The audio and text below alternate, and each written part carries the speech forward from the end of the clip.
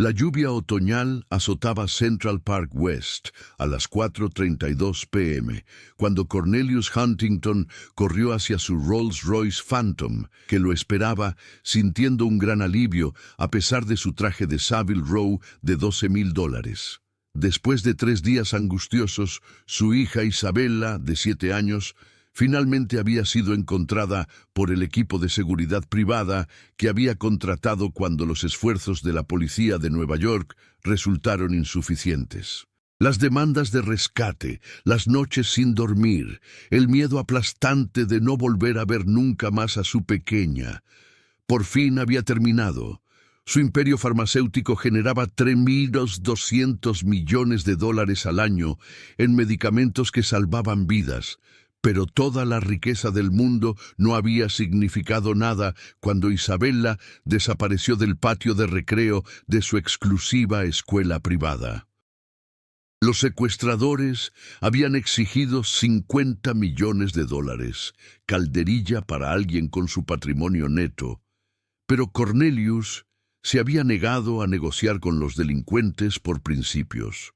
En su lugar, había contratado a Blackwater Security, la empresa militar privada más cara que el dinero podía comprar. La niña que esperaba junto a su Rolls Royce era idéntica a Isabella, el mismo pelo rubio, los mismos ojos azules, el mismo caro uniforme escolar de Burberry.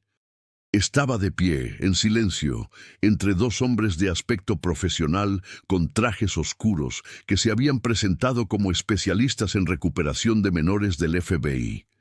Después de 72 horas de infierno, su hija volvía a casa. «¡Papá!», gritó la niña corriendo hacia él con los brazos extendidos. Su voz sonaba ligeramente diferente, tal vez por el trauma del secuestro, pero su sonrisa era inconfundiblemente la de Isabella. Cornelius se arrodilló para abrazarla, con lágrimas corriendo por su rostro. 3 días imaginando los peores escenarios, rivales corporativos u organizaciones terroristas utilizando a su hija como moneda de cambio contra sus patentes farmacéuticas. Pero ella estaba a salvo, ilesa, lista para volver a su ático de la Quinta Avenida, donde su niñera la esperaba con chocolate caliente y sus peluches favoritos. ¿Alguna vez te has sentido tan abrumado por el alivio que no has visto las señales de que algo iba terriblemente mal? Pulsa el botón de suscribirse si alguna vez has confiado plenamente en las figuras de autoridad durante una crisis, porque esta historia te va a demostrar que la salvación puede llegar de las fuentes más inesperadas. Fue entonces cuando la figura emergió de las sombras del parque como un espectro de los márgenes olvidados de la sociedad. El hombre parecía haber salido arrastrándose de la herida más profunda de la civilización. Su cabello era una catástrofe enmarañada de mechones grises y negros, con semanas de suciedad acumulada entretejida en cada fibra, como un nido de pájaros construido a partir de la decadencia urbana y la desesperación. Su barba colgaba enredada y sucia, cubierta de restos de comida y manchada de sustancias imposibles de identificar. La chaqueta que llevaba, que en otro tiempo quizá fuera de cuero marrón, ahora del color de las aguas residuales y la miseria, colgaba de su esquelético cuerpo como un sudario. Sus pies estaban envueltos en capas de cartón y cinta adhesiva. Unos zapatos improvisados que habían caminado kilómetros y kilómetros de sueños rotos y esperanzas destrozadas. Pero era el olor lo que invadía la exclusiva zona de recogida como un arma biológica. El hedor irrumpió en el ambiente cuidado como un tsunami de repulsión. Una sinfonía nauseabunda de carne humana sin lavar que había fermentado en sus propios aceites durante meses, orina rancia que había empapado tanto la tela que se había convertido en parte de la estructura molecular de la ropa, partículas de comida podrida atrapadas en el vello de la barba que se descomponían con el calor corporal como residuos orgánicos y, debajo de todo ello, algo dulcemente pútrido que desencadenaba todos los reflejos primitivos de repugnancia haciendo que las gargantas se contrajeran involuntariamente y los estómagos se rebelaran contra el aire que se veían obligados a procesar. El olor parecía tener peso físico, presionando contra el ambiente perfumado de la calle como una nube tóxica que hacía llorar los ojos y rechazar cada respiración a los pulmones. «¡Esa no es tu hija!», gritó el vagabundo con voz quebrada por la desesperación, mientras se tambaleaba hacia Cornelius y la niña. «La han cambiado. Tu verdadera hija sigue desaparecida. Estos hombres son traficantes». «¿Qué demonios?». Cornelius retrocedió horrorizado, instintivamente tirando de la niña detrás de él mientras el olor abrumaba sus sentidos. «Seguridad. ¿Cómo ha conseguido este animal pasar el perímetro policial?». El vagabundo, que se llamaba Isaiah, aunque nadie se había molestado en preguntárselo en 6 años, corrió directamente hacia el grupo, con movimientos frenéticos y desesperados. Sus manos sucias se extendieron hacia los agentes del FBI, señalando frenéticamente sus credenciales y su equipo. «Esos no son agentes federales de verdad. Comprueben sus placas. Los números de serie son incorrectos. A esta niña la han entrenado para hacerse pasar por su hija». «¡Estás loco!», estalló Cornelius, con la voz quebrada por el agotamiento y la furia. «¡Aléjate de mi hija! Ya ha sufrido suficiente trauma como para que la aterrorice una basura sin techo». 2 guardias de seguridad privados salieron de los vehículos de escolta del Rolls Royce, con el rostro ya retorcido por el asco al percibir el olor que llegaba hasta ellos a través del pavimento mojado. El guardia Pemberton se quitó los guantes de látex del cinturón con teatral repugnancia. «Señor, aléjese inmediatamente del señor Huntington y de la niña. Está interfiriendo en una operación policial federal». La doctora Beatrice Fairmont, la psicóloga infantil contratada para ayudar a Isabella a readaptarse tras el secuestro, salió de un todoterreno negro con su maletín médico y su autoridad profesional, irradiando desde su traje de $4,000. «Esta persona sufre claramente de esquizofrenia paranoide grave y abuso de sustancias. Alguien tiene que sacar a esta criatura de aquí antes de que traumatice aún más a la niña». Isaiah se arrodilló junto a los agentes del FBI, señalando frenéticamente sus credenciales y su equipo de comunicación. «Miren sus placas. Los agentes federales reales llevan una identificación específica. Su equipo de radio no coincide con el estándar del FBI». «¡Dios mío!», exclamó Cornelius con voz quebrada por la rabia y el asco. «Esta cosa está contaminando una escena del crimen federal. ¿Entienden lo que ha pasado mi familia? 3 días de infierno, y ahora este vagabundo quiere aterrorizar a mi hija recién recuperada». Una multitud de padres adinerados que recogían a sus hijos de las exclusivas escuelas cercanas retrocedieron horrorizados, con sus ropas de diseño y sus costosos accesorios, creando un marcado contraste con la desesperada pobreza de Isaiah. La señora Arabella Lexington, cuyas joyas costaban más que las casas de la mayoría de la gente, sacó su teléfono para grabar el enfrentamiento mientras mantenía una distancia segura del olor. «¡Que alguien llame a la policía!», gritó el canciller Montgomery, cuyo fondo de inversión ocupaba 3 pisos de la Torre Trump. «Este vagabundo es obviamente peligroso y potencialmente violento». Isaiah levantó la vista tras examinar el equipo de los falsos agentes, con el rostro manchado de suciedad y desesperado al saber que nadie le creería. «Señor, he trabajado en casos de protección infantil durante 15 años. Estos hombres están utilizando a una niña traficada para engañarle. Su verdadera hija sigue en peligro». «¿Protección infantil?», se rió el guardia Stevens con un sonido agudo y burlón. «Esta criatura probablemente no ha tenido un pensamiento coherente en años y mucho menos ha trabajado en las fuerzas del orden. Señor, esta persona está claramente sufriendo una psicosis inducida por las drogas».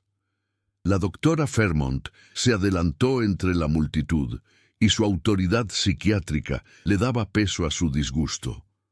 Los delirios sobre conspiraciones de tráfico de niños son síntomas clásicos de la paranoia inducida por la metanfetamina, combinada con una enfermedad mental de personas sin hogar. Esta persona necesita ser internada de inmediato en un psiquiátrico. Cuando Isaiah intentó mostrarles las discrepancias en las placas falsas del FBI, Pemberton lo agarró por los hombros con brutal fuerza. Te he dicho que te alejes de los agentes federales, amigo. No compliques más las cosas. Isaiah se echó hacia atrás desesperadamente, con la voz quebrada por la urgencia. Por favor, comprueben sus credenciales con la sede del FBI. Llamen a la verdadera unidad de recuperación de menores. No tendrán constancia de esta operación. Stevens perdió completamente la paciencia. Con un movimiento violento, agarró a Isaiah por los brazos y lo apartó del grupo, haciéndolo girar antes de estrellarlo de cara contra el capó del Rolls Royce. El impacto le partió el labio a Isaiah y la sangre le corrió inmediatamente por la barbilla hasta manchar la impecable pintura negra del coche. Las estrellas explotaron detrás de sus ojos como fuegos artificiales de agonía. Antes de que pudiera recuperarse, Pemberton le dio un rodillazo en la parte baja de la espalda, sacándole todo el aire de los pulmones en un grito desesperado y ahogado.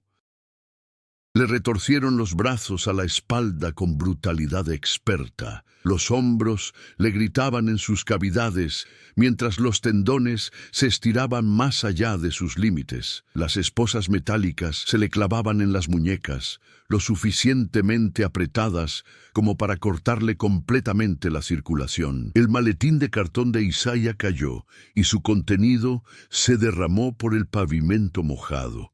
Expedientes de casos de protección infantil de la década de 1990, informes de personas desaparecidas y fotografías de operaciones de tráfico que había estado documentando por toda la ciudad. «Deja de resistirte o te dispararé con la pistola eléctrica», advirtió Pemberton, llevando la mano al arma que llevaba en el cinturón. La amenaza era totalmente real. Su dedo tocó el gatillo de la pistola eléctrica. Stevens sacó el spray de pimienta y lo sostuvo a pocos centímetros de la cara ensangrentada de Isaiah. «Tú decides, loco. Vete tranquilamente o te arrastraremos inconsciente». Cornelius observó la violencia con una mezcla de satisfacción y repugnancia.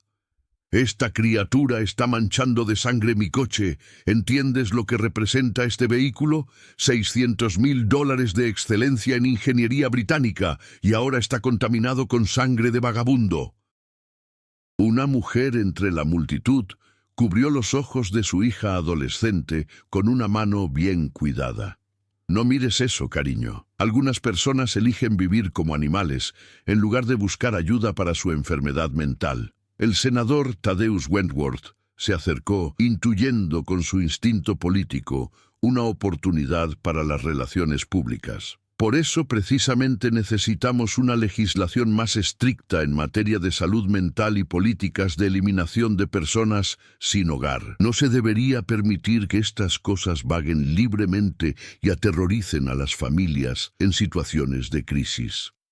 El doctor Fairmont asintió con autoridad profesional. La población sin hogar sufre índices extremadamente altos de psicosis inducida por drogas y tendencias violentas. Probablemente esta persona no haya tenido un momento de lucidez en años. Isaiah luchó por hablar entre la sangre y el dolor. Sus palabras se entrecortaban por el traumatismo facial. La niña, respuestas ensayadas. Reacciones poco naturales. Comprueben sus recuerdos sobre su hogar.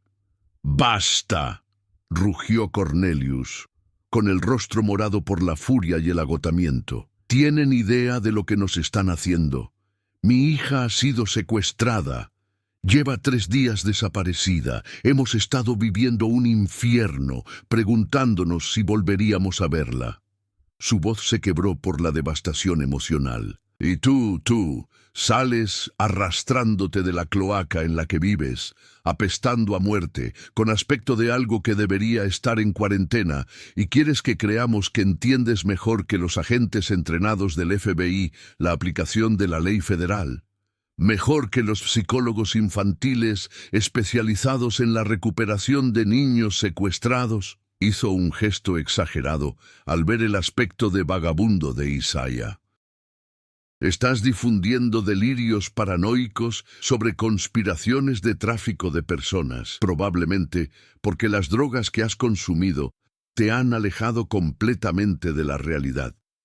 ¿Cómo te atreves a aterrorizar a una niña traumatizada y a su familia con tus fantasías psicóticas sobre identidades intercambiadas? Arrastraron a Isaiah hacia atrás, hacia la zona de servicio del parque, y sus zapatos improvisados rozaban y resbalaban por el pavimento mojado, dejando marcas negras en la impoluta acera. Su maletín se rompió por completo, esparciendo años de conocimientos sobre protección infantil. Expedientes de casos, informes de personas desaparecidas, documentación sobre tráfico que había pertenecido a uno de los investigadores de bienestar infantil más experimentados de la ciudad. «Esperen», jadeó a Isaiah entre la sangre y el dolor. «Analicen su ADN, hágale preguntas específicas sobre su hogar, comprueben la base de datos del FBI sobre esta operación». El guardia Stevens le dio una bofetada con la mano abierta.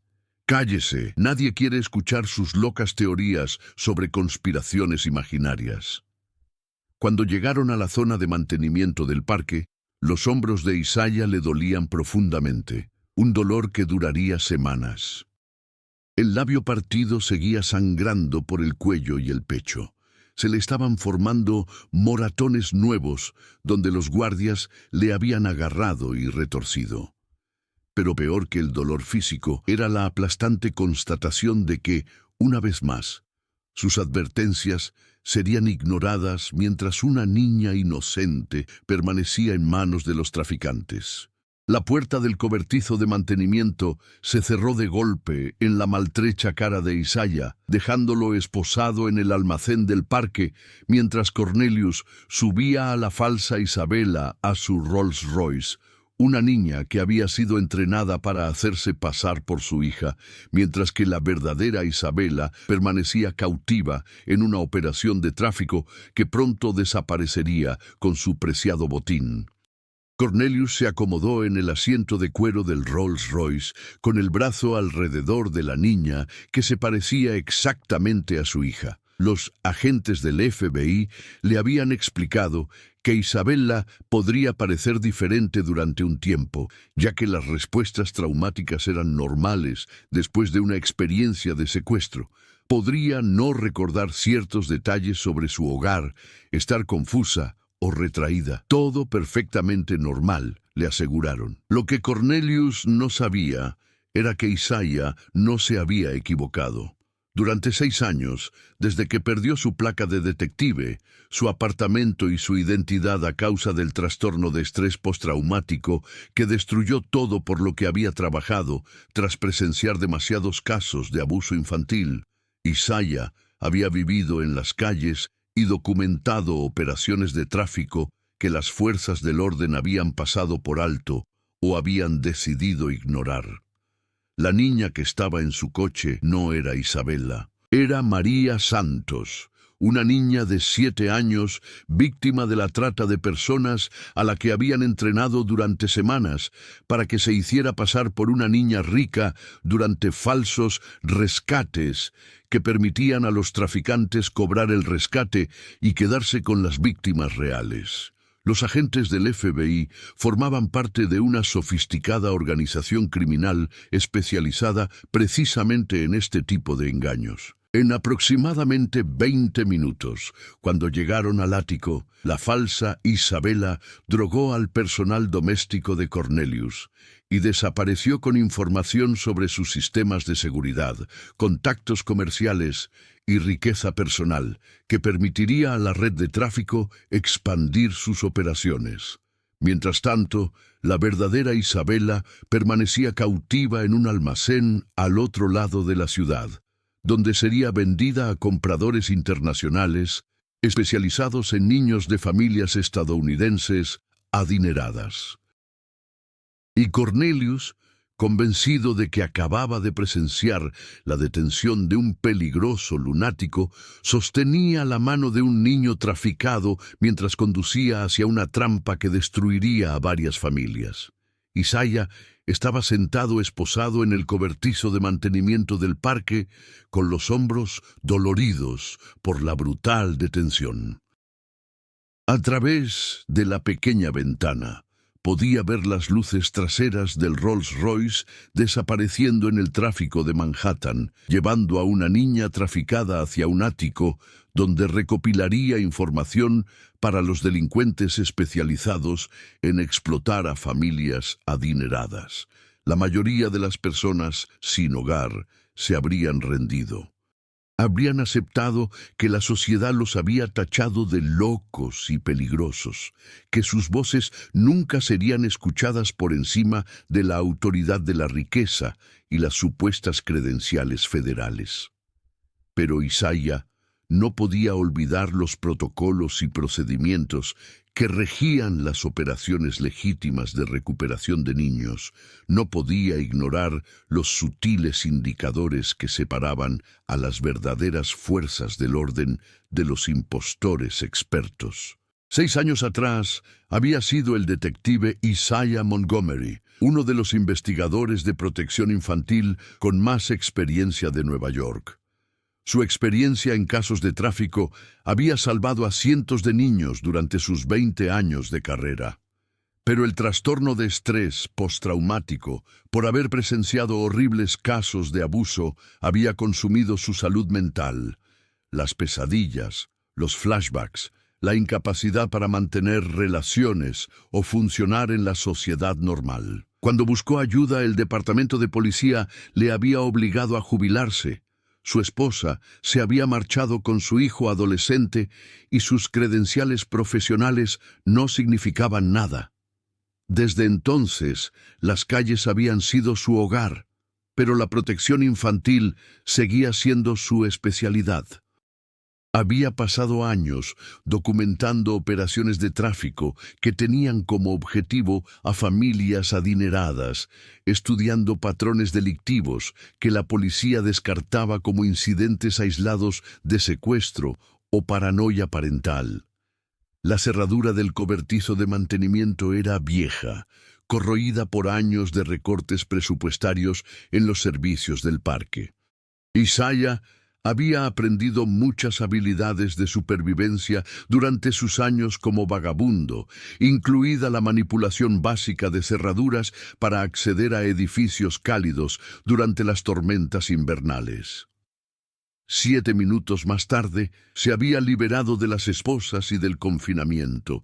Esta vez, haría que le escucharan, incluso si eso significaba sacrificar lo poco que le quedaba de su propia seguridad.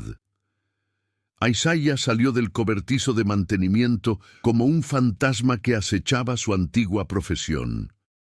Su formación como investigador le guió hacia la oficina de seguridad del parque, donde las cámaras de vigilancia habrían grabado la falsa operación del FBI y podrían haber capturado matrículas u otra información identificativa.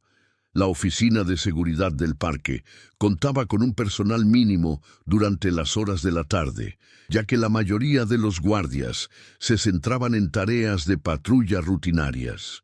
Isaiah pasó desapercibido y su conocimiento de la distribución de las instituciones le ayudó a localizar el equipo de vigilancia y los sistemas de comunicación.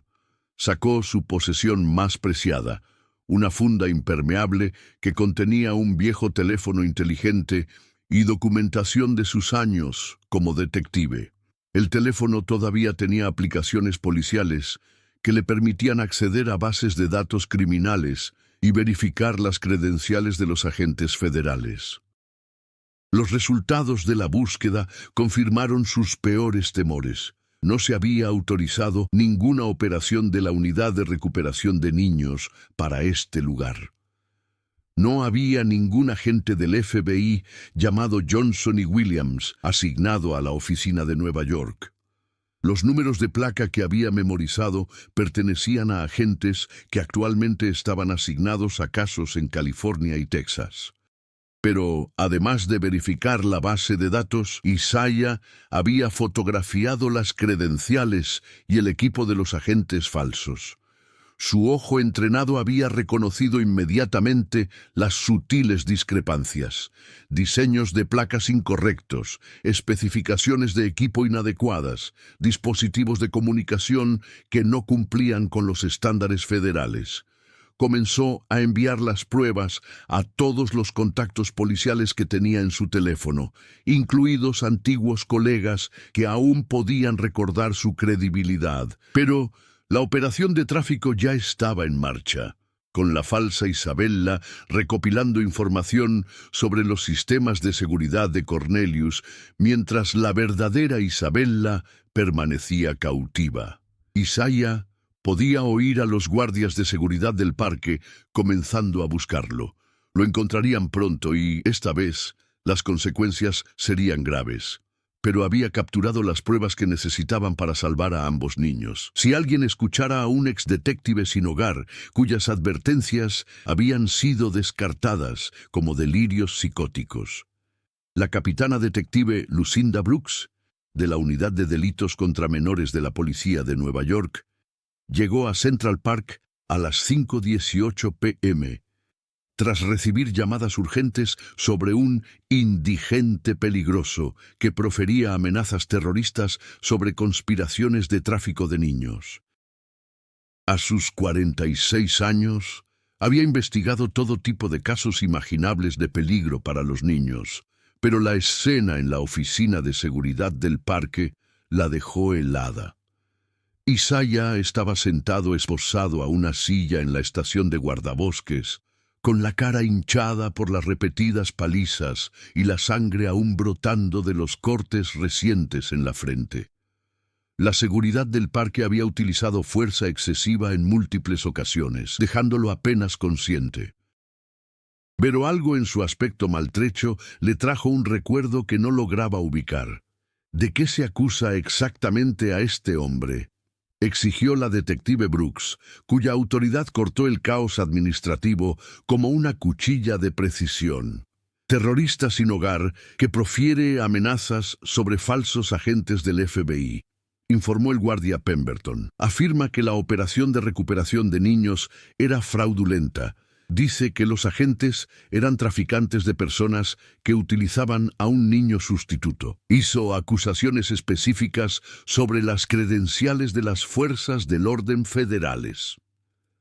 La detective Brooks estudió el rostro de Isaiah con más atención. A pesar de los moretones, la sangre y las capas de suciedad de la calle, algo familiar se escondía bajo su aspecto de vagabundo.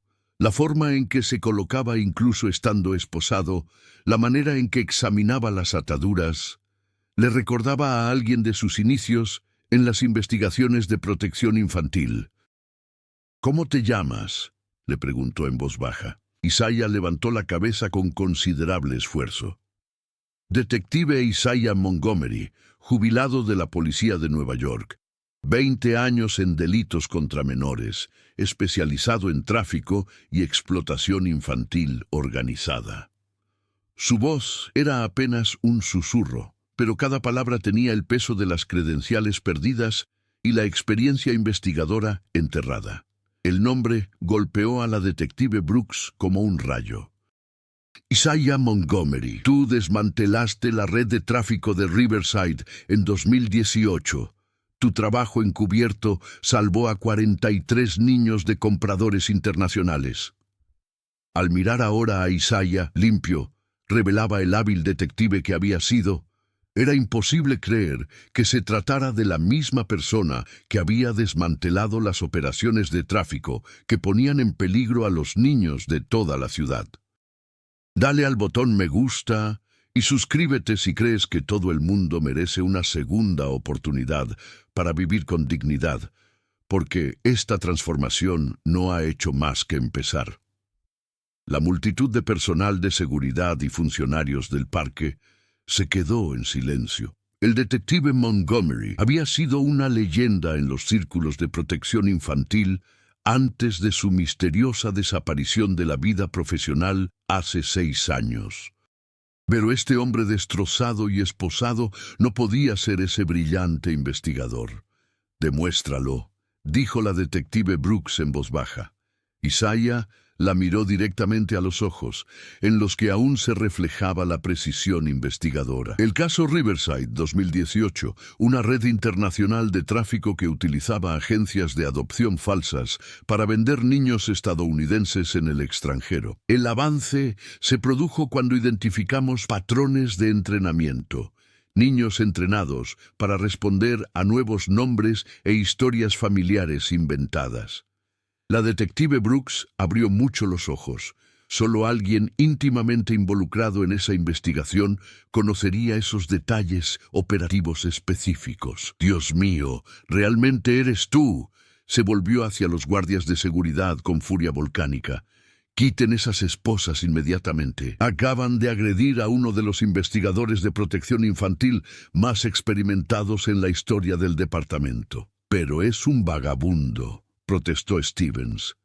«Miren en qué estado se encuentra». «No me importa si vive en otra galaxia», espetó la detective Brooks. «Quítele las esposas ahora mismo o tendrá que explicar a Asuntos Internos por qué ha maltratado a un investigador policial condecorado». Le quitaron las esposas.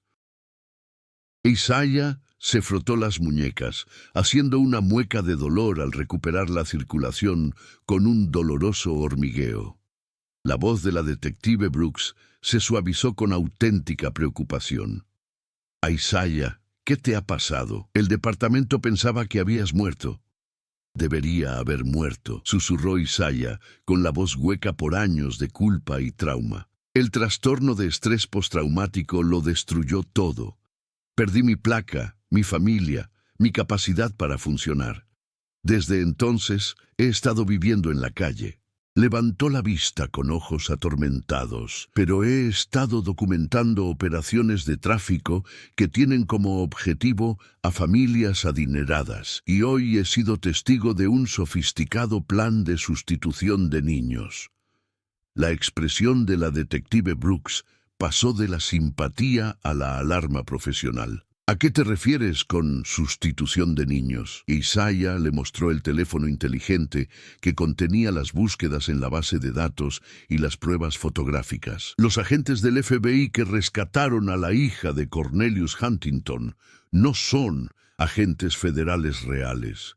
Sus credenciales son falsas. Su equipo no cumple con los estándares federales y la niña que entregaron no es Isabella Huntington». Mientras la detective Brooks examinaba las pruebas en la pequeña pantalla del teléfono, su rostro palideció. Reconoció los patrones metodológicos de investigaciones anteriores sobre tráfico que involucraban a familias adineradas y operaciones de rescate falsas. «Dios mío», susurró, «es el mismo modus operandi que en el caso Meridian Park del año pasado. Más que eso», continuó Isaiah, «llevo meses documentando operaciones similares en toda la ciudad. No es algo aleatorio. Es una red de tráfico sistemática que se especializa en sustituir a niños entrenados durante operaciones de rescate falsas, mientras que mantiene a las víctimas reales para venderlas». La detective Brooks ya estaba accediendo a la base de datos de tráfico de personas de la policía de Nueva York en su tableta. Los resultados de la búsqueda mostraban un patrón inquietante: familias adineradas que denunciaban problemas continuos con niños recuperados que parecían diferentes, todos ellos descartados inicialmente como respuestas traumáticas por investigadores que carecían de experiencia en tráfico de personas. «Dios mío», susurró, «¿de cuántos casos estamos hablando?» «Al menos 8 en los últimos 14 meses. Todas familias adineradas, todas operaciones de rescate falsas, todas con niños que más tarde se descubrió que eran víctimas de tráfico de personas en lugar de los niños desaparecidos reales. La radio del detective Brooks crepitó con un informe urgente. A todas las unidades, posible allanamiento de morada en curso en el ático de Huntington. Sistemas de seguridad desactivados. Personal doméstico encontrado inconsciente, niño desaparecido de la escena. No hay tiempo, dijo ella, de pie con sombría determinación. ¿Puede ayudarnos a rastrear esta operación de tráfico? Isaiah asintió con la cabeza hacia el equipo de vigilancia. Las matrículas de los vehículos de los falsos agentes estarán en el sistema de cámaras del parque. Sus patrones operativos sugieren que tienen una zona central de operaciones donde preparan a los niños entrenados y almacenan a las víctimas reales. ¿Y si te equivocas y no se trata de tráfico? Isaiah la miró a los ojos con desesperada honestidad. Entonces me entregaré por hacer amenazas terroristas y nunca volveré a afirmar que tengo conocimientos policiales. Pero no me equivoco. Isabella Huntington sigue cautiva, y esa niña traficada está a punto de desaparecer en una red que vende niños estadounidenses en el extranjero. La detective Brooks tomó una decisión. Pemberton, acompaña al detective Montgomery a nuestra unidad móvil de mando. Límpialo, consígueles ropa adecuada y tráele café. Está a punto de ayudarnos a rescatar a niños traficados y desmantelar una red criminal organizada. Pero, señora, es un vagabundo. Es un detective, interrumpió la detective Brooks con voz firme. Y ahora mismo puede que sea la única persona que pueda salvar a Isabella Huntington y desenmascarar una operación de tráfico de niños que se ha estado ocultando tras credenciales federales falsas. La unidad móvil de mando de la policía de Nueva York contaba con duchas, ropa limpia y equipos de comunicación avanzados para investigaciones complejas. Isaiah se puso bajo el agua hirviendo por primera vez en semanas, viendo cómo años de suciedad de la calle y vergüenza profesional se desvanecían por el desagüe como desesperación líquida. Cuando salió 20 minutos más tarde, limpio y vestido con un mono del departamento de policía, la transformación era milagrosa.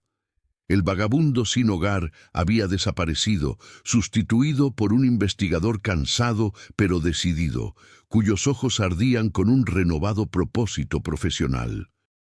Sus manos, ahora limpias, seguían moviéndose con la confianza precisa de alguien que en otro tiempo había rescatado a niños de situaciones que destruían su inocencia. El detective Brooks le entregó una taza de café humeante y una tarjeta de identificación temporal de consultor en la que se leía I. Montgomery, especialista en protección infantil. ¿Listo para esto? Isaiah sorbió el café, cuya calidez se extendió por su pecho como una esperanza reavivada. ¿Cuánto tiempo tenemos? Según el cronograma, tal vez 40 minutos antes de que transfieran a la víctima real a un comprador internacional. Tenemos equipos buscando, pero necesitamos saber dónde buscar.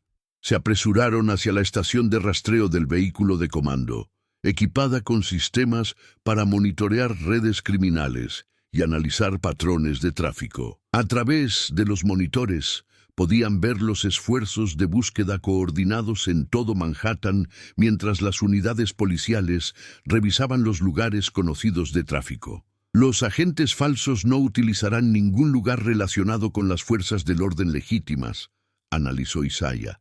Necesitan una zona de preparación donde puedan entrenar a los niños sustitutos y retener a las víctimas reales sin ser detectados por la vigilancia federal.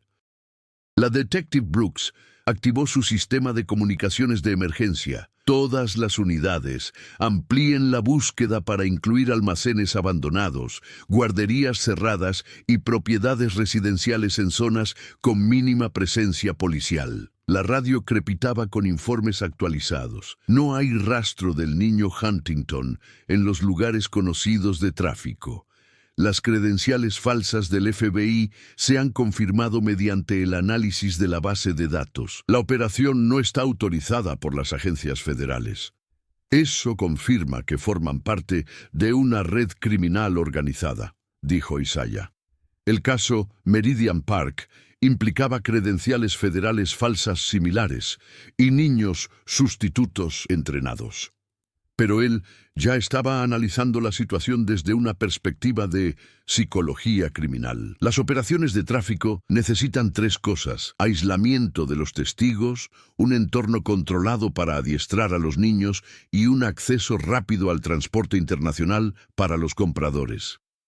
¿Puedes predecir su ubicación basándote en los patrones operativos?, preguntó la detective Brooks.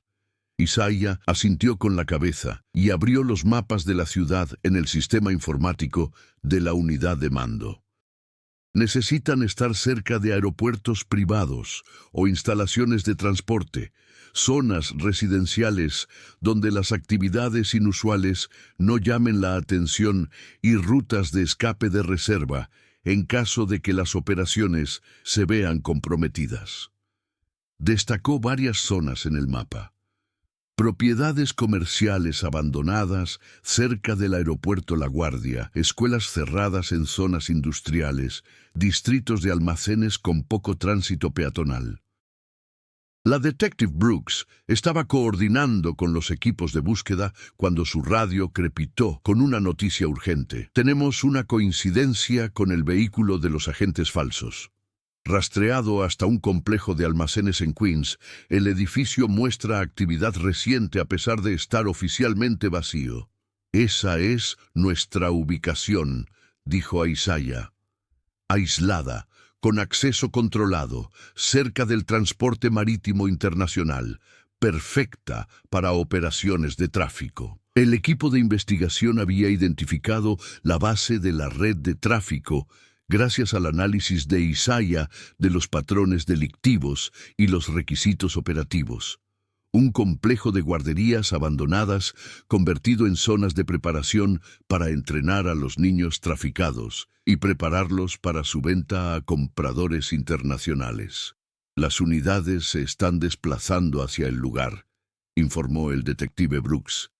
Isaiah, tu análisis acaba de salvar la vida de esa niña. Pero el verdadero enfrentamiento aún estaba por llegar. El asalto del equipo SWAT a las instalaciones de la red de tráfico fue rápido y decisivo. Isaiah observó desde el vehículo de mando cómo las unidades policiales rodeaban el complejo de guarderías reconvertido, coordinando su experiencia táctica con sus conocimientos de investigación para garantizar la seguridad de ambos niños durante la operación de rescate. Edificio asegurado, informó la radio. 7 sospechosos detenidos. 2 niños recuperados. Uno coincide con la descripción de Huntington. El otro ha sido identificado como un sustituto entrenado. Ambos parecen estar físicamente ilesos, pero psicológicamente traumatizados.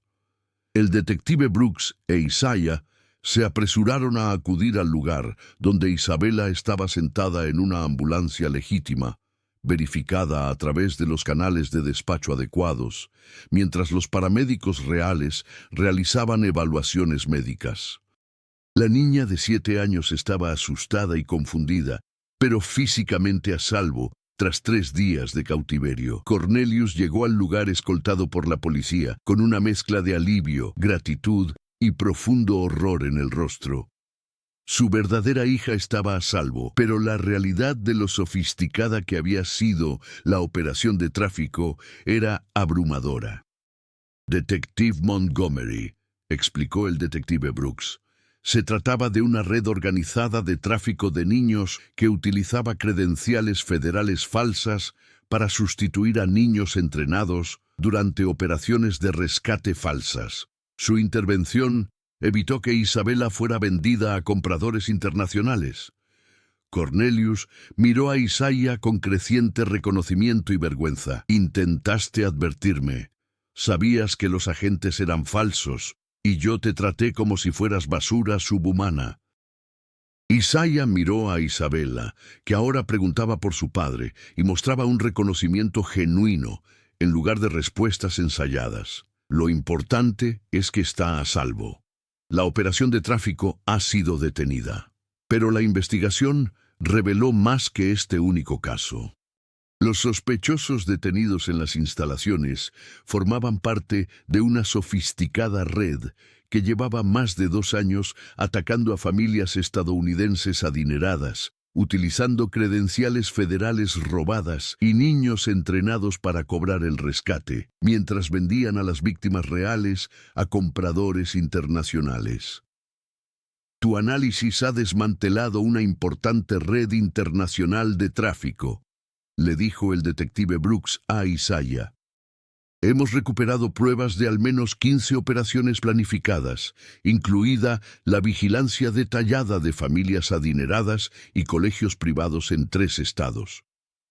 Cornelius se acercó a Isaiah con evidente dificultad, con su hija real cogida de la mano y reconociendo inmediatamente a su padre. Detective Montgomery, le debo una disculpa que nunca podré expresar adecuadamente.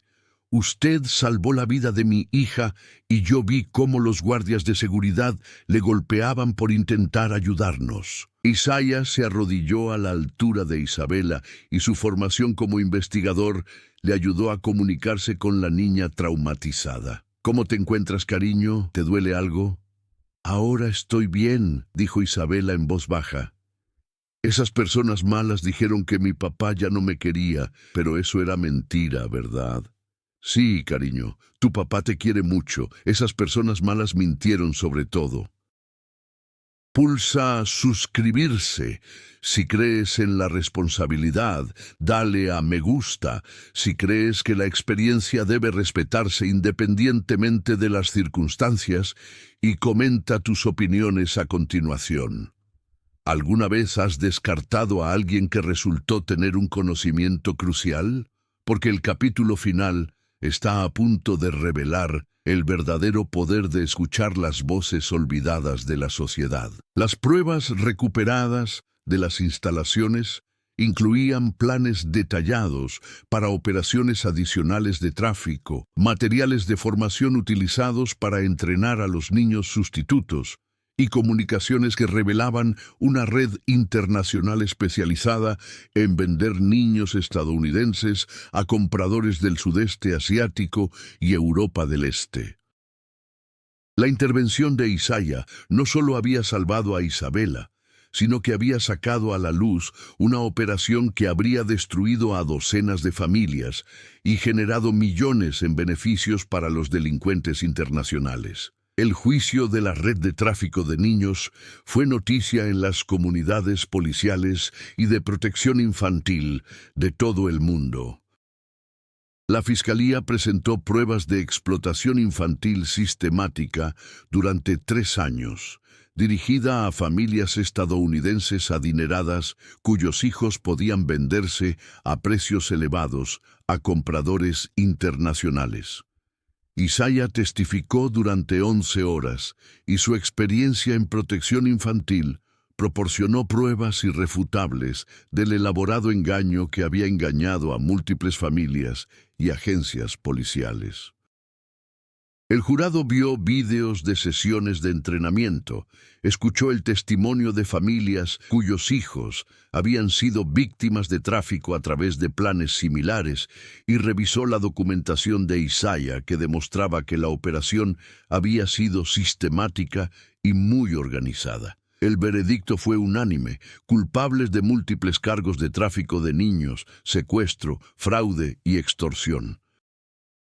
Los cabecillas recibieron cadenas perpetuas, sin posibilidad de libertad condicional, mientras que sus cómplices se enfrentaban a décadas de prisión federal. Su explotación sistemática del amor paternal y la inocencia de los niños representa la forma más despreciable de crimen organizado, dijo la jueza Celeste Wentworth durante la sentencia. Ustedes transformaron a los niños en mercancías, tratando vidas humanas como inventario en una empresa criminal que destruyó familias en varios continentes. Las condenas dieron lugar a investigaciones sobre operaciones similares en todo el país y a nivel internacional. Las autoridades federales comenzaron a revisar desapariciones de niños sin resolver, en las que se habían utilizado credenciales policiales falsas, identificando patrones que habían pasado desapercibidos para los investigadores que carecían de experiencia en tráfico de personas. Isaiah sintió una profunda satisfacción por la justicia, pero siguió centrándose en la prevención más que en el castigo. Había creado una empresa de consultoría llamada Child Protection Truth Analysis, dedicada a formar a padres y fuerzas del orden para que reconocieran las operaciones legítimas de recuperación de niños frente a las fraudulentas. El lema de la empresa provenía de la experiencia de Isaiah. Los traficantes de niños explotan la desesperación de los padres y su confianza en la autoridad. La educación y la verificación pueden evitar que las familias pierdan a sus hijos por culpa de sofisticados engaños criminales. Pero el verdadero cambio se produjo en la forma en que las fuerzas del orden y las agencias de protección infantil abordaban los casos de niños desaparecidos. Ya no se aceptarían credenciales federales falsas sin verificación. El trabajo de Isaiah había demostrado que los traficantes de niños podían utilizar el amor de los padres y la autoridad oficial como armas para lograr sus objetivos delictivos. 6 meses después de destapar la red de tráfico de niños, el detective Isaiah Montgomery se encontraba en su nueva oficina del FBI contemplando cómo el amanecer pintaba el horizonte de Washington, D.C., con tonos de esperanza y posibilidad. Su escritorio estaba cubierto de expedientes, informes de operaciones sospechosas de recuperación de niños que requerían un análisis experto para determinar si se trataba de rescates legítimos o de tramas de tráfico. El FBI había creado un nuevo puesto específicamente para él, director de investigación de tráfico de niños. Su perspectiva única, tras haber experimentado tanto la experiencia investigadora como el rechazo social, lo convertía en una persona invaluable para identificar y prevenir la explotación infantil que los agentes tradicionales pasaban por alto. Cornelius Huntington había sido fundamental en la resurrección profesional de Isaiah.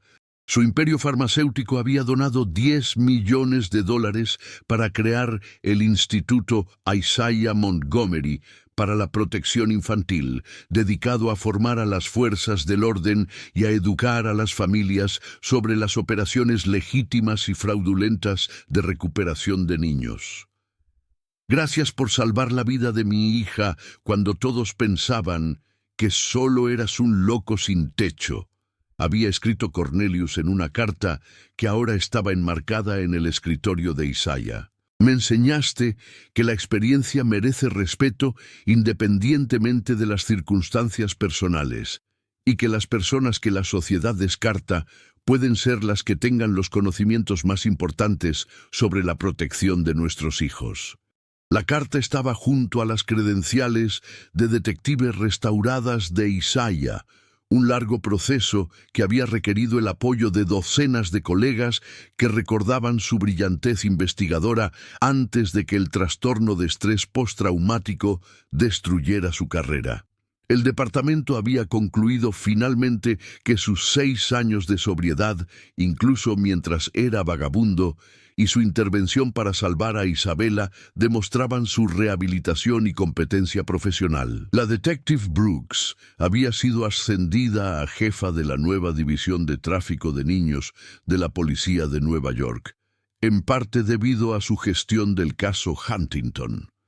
Había implementado el Protocolo Montgomery, verificación obligatoria de las credenciales federales en los casos de recuperación de niños, consulta a expertos en operaciones de rescate sospechosas y revisión sistemática de los casos que involucraban a niños que parecían diferentes después de la recuperación. Las revistas especializadas en aplicación de la ley lo llamaban el Protocolo Isaiah Montgomery, aunque Isaiah prefería considerarlo simplemente como la aplicación de un análisis investigativo adecuado a situaciones sospechosas de recuperación de menores.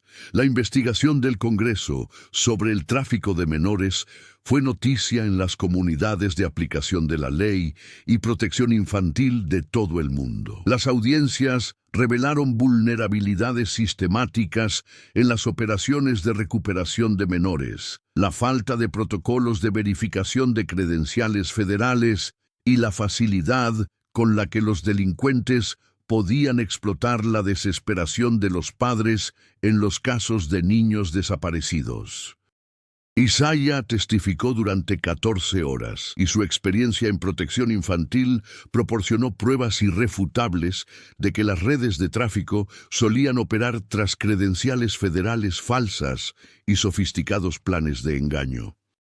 El Congreso vio pruebas en vídeo de operaciones de entrenamiento, escuchó el testimonio de familias cuyos hijos habían sido víctimas de tráfico mediante métodos similares y revisó estadísticas que mostraban que el tráfico de niños dirigido a familias ricas estaba muy infrarrepresentado. El informe final del Congreso fue revolucionario. La trata de niños representa una amenaza sofisticada y poco reconocida para las familias estadounidenses. Las redes criminales se aprovechan de la desesperación de los padres y de la confianza en la autoridad federal para lograr sus objetivos de trata que generan millones en ganancias ilegales. Varias agencias federales recibieron más fondos para la investigación y prevención de la trata de niños. El Departamento de Justicia estableció nuevos protocolos que exigen la verificación independiente de todas las credenciales federales en las operaciones de recuperación de niños, mientras que el FBI creó unidades especializadas centradas en las redes de trata que se dirigían a familias adineradas. La enmienda Montgomery a la Ley de Protección Infantil exigía que todas las operaciones de recuperación de niños en las que participaran agentes federales se verificaran a través de canales oficiales antes de que los niños pudieran ser entregados a la custodia. Isaiah encontró una profunda satisfacción en las reformas sistémicas, pero su atención siguió centrada en la prevención individual más que en el reconocimiento institucional. Había creado una organización sin ánimo de lucro llamada Familias contra el Tráfico de Niños, dedicada a educar a los padres sobre la verificación de credenciales y a formar a los niños para que reconocieran a las figuras de autoridad legítimas frente a las fraudulentas. El lema de la organización reflejaba el viaje de Isaiah: la protección infantil es responsabilidad de todos, no solo de las fuerzas del orden. Todos los padres merecen recibir formación sobre el reconocimiento y la prevención del tráfico. 2 años después del rescate que lo cambió todo, Isaiah regresó al colegio privado de Isabela para una ceremonia especial. La institución estaba implementando un nuevo programa de verificación de la seguridad infantil, financiado por Cornelius Huntington y bautizado en honor a los niños que habían sido rescatados de operaciones de tráfico. Isabella Huntington, que ahora tenía 9 años y estaba llena de vida, cortó la cinta junto a Isaiah y su padre. Su sonrisa podría haber iluminado todo el edificio de la escuela. El detective Isaiah me salvó la vida cuando todos pensaban que solo era un vagabundo, dijo a la multitud reunida de padres, profesores y agentes de las fuerzas del orden.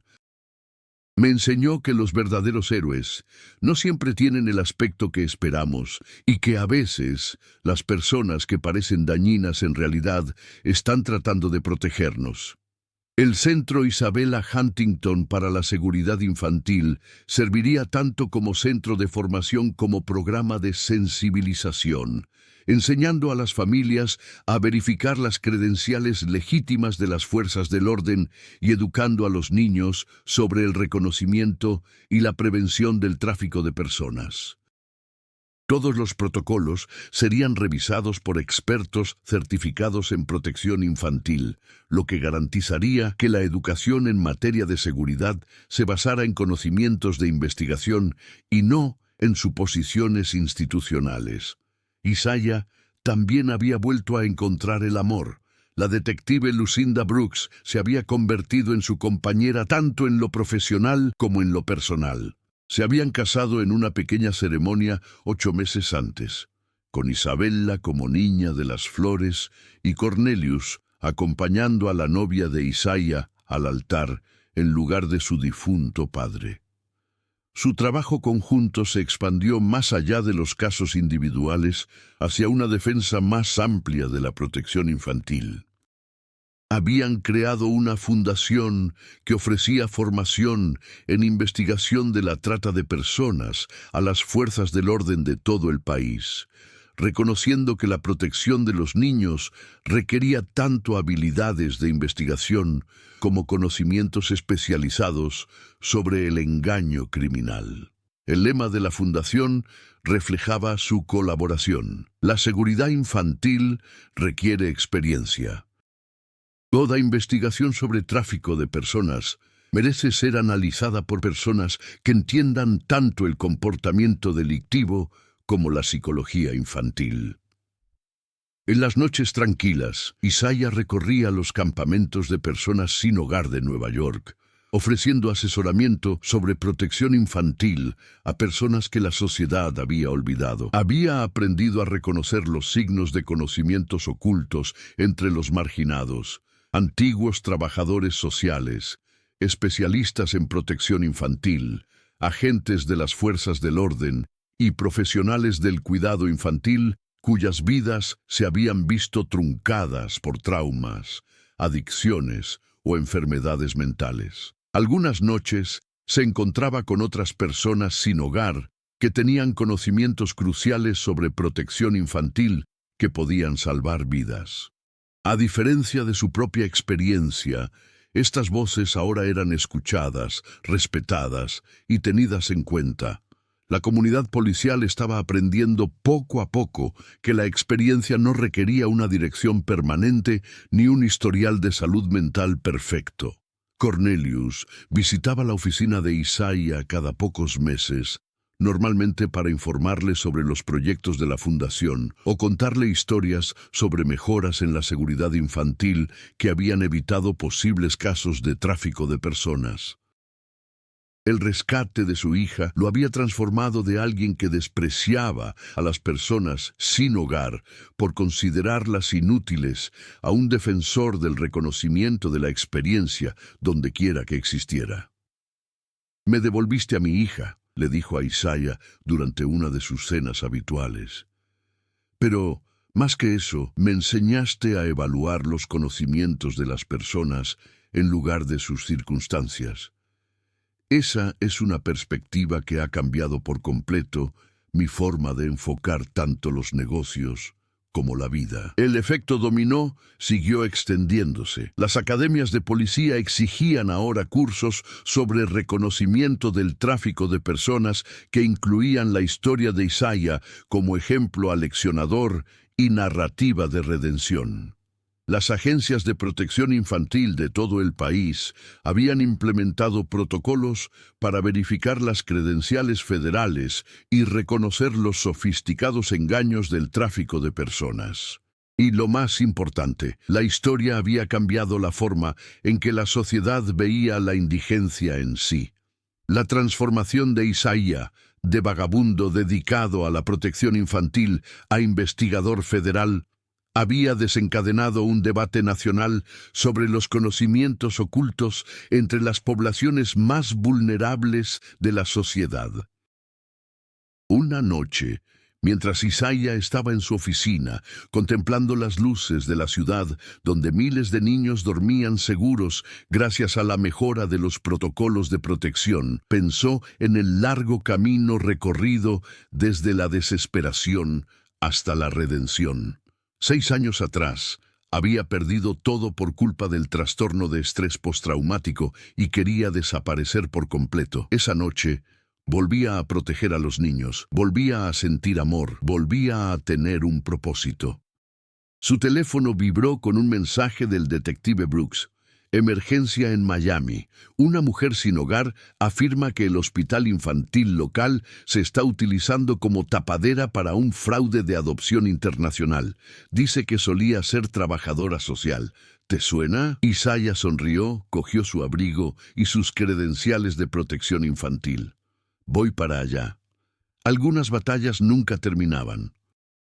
Pero ahora contaba con un ejército de aliados que entendían que la experiencia en protección infantil tenía muchas caras y que las advertencias de seguridad se expresaban con muchas voces, incluidas aquellas que la sociedad prefería no escuchar. El ciclo de rescate y redención continuaba, un trabajador de protección infantil olvidado tras otro. ¿Qué opinas de esta historia? Si estuvieras en la piel de Cornelius, habrías tenido el valor de escuchar a alguien a quien la sociedad había descartado por completo, especialmente cuando la seguridad de tu hijo parecía estar garantizada por los agentes federales. ¿Alguna vez te has encontrado con alguien cuya experiencia fue ignorada debido a sus circunstancias personales, especialmente en situaciones relacionadas con la seguridad infantil? Deja tus comentarios a continuación. Si esta historia te ha emocionado, inspirado o abierto los ojos a la experiencia oculta que nos rodea, pulsa el botón de suscribirse para ver más historias reales de redención y sabiduría ignorada. Pulsa el botón de me gusta si crees que los conocimientos sobre protección infantil deben respetarse independientemente de las circunstancias personales.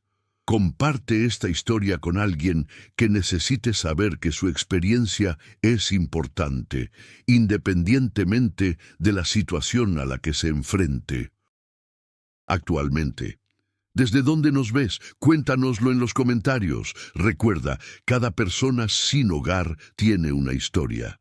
Algunas de esas historias pueden contener conocimientos sobre protección infantil que podrían salvar a tu familia, pero solo si estamos dispuestos a mirar más allá de las apariencias y escuchar con el corazón en lugar de juzgar con nuestros prejuicios. Detrás de cada vagabundo puede haber un detective, un trabajador social, un especialista en protección infantil o un experto cuyos conocimientos podrían proteger al próximo niño si tenemos la sabiduría de escuchar. Tu experiencia sigue protegiendo a los niños.